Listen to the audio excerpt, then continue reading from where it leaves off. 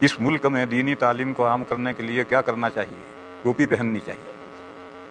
اس ملک میں دینی تعلیم کو عام کرنے کے لیے ٹوپی پہنا ہو ہر بچے کو، بغیر ٹوپی کے کوئی مسلمان نہیں رہنا چاہیے۔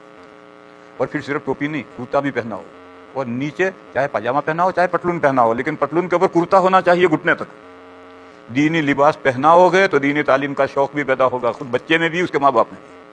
اور اگر ہیپی لباس پہناؤ گے، انگریزوں کا لباس پہناؤ گے، تو نہ بچوں میں دینی تعلیم کا شوق ہوگا نہ ان کے ماں باپ میں شوق ہوگا۔ لہذا دینی تعلیم اگر آپ کو عام کرنی ہے تو پہلے اسلامی لباس پہناؤ۔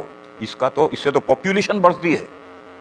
سب مسلمان اگر ٹوپی پہننے لگے تو مسلمان 10 گنے بڑھ جائیں گے، سڑکوں پر 10 گنے زائد مسلمان نظر آئیں گے۔ ہمارے یہاں دیوبند کے قریب میں رڑکی ہے، وہاں ہندو مسلم فساد ہو گیا ہے، مسلمان تھوڑے ہیں، ہندو بہت ہیں۔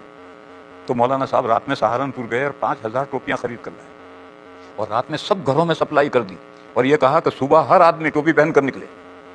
اب جب صبح سب ٹوپیاں پہن کر نکلے تو ہندو ڈر گیا، سہم گیا کہ ہاتھ میں اتنے نئے مسلمان کہاں سے آ گئے، وہ فساد دب گیا۔ لہذا میرے بھائیوں، یہ تو پاپولیشن بڑھانے کی، دشمن پر دھاک بٹھانے کی ایک ہے طریقہ۔ آج مسلمان کا حال یہ ہے کہ اس کے چہرے پر داڑھی نہیں ہے۔ نماز پڑھانے کے لیے بھی مسلح پر بغیر داڑھی کے کھڑا ہو جاتا ہے، گویا بغیر داڑھی ہونا کمال ہے، اور لباس سر سے پیر تک انگریزی لباس ہے۔ تو اب وہ مسلمان کہاں سے نظر آئے؟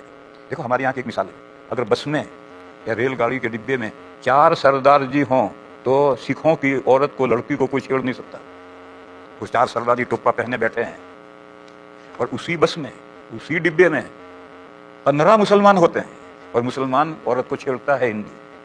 کیوں؟ وہ 15 بیٹھے ہیں مگر کوئی نظر تو آ نہیں رہا۔ اور اگر یہ 15 آدمی اسلامی شعار کے ساتھ داڑھی والے بیٹھے ہوں تو کسی مسلمان لڑکی کو بس میں یا ریل گاڑی کے ڈبے میں چھیڑ دے ممکن نہیں۔